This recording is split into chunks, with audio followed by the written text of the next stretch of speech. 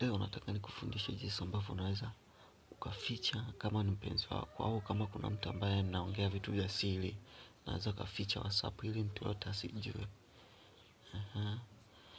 Ngoja nikuelekeze kwanza. Kwa mfano, ngoja nianze na huyu. Unaona? Huyu. Unabonyeza hivyo. Alafu unakuja huku.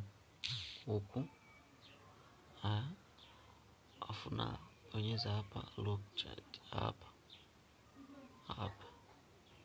Unabonyeza hapa.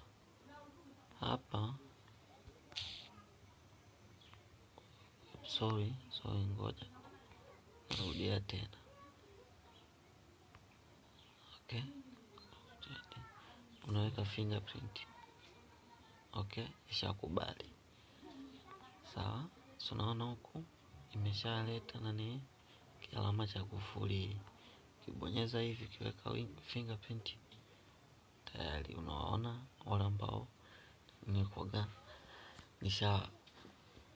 nishawaficha huku. Ndio hivyo.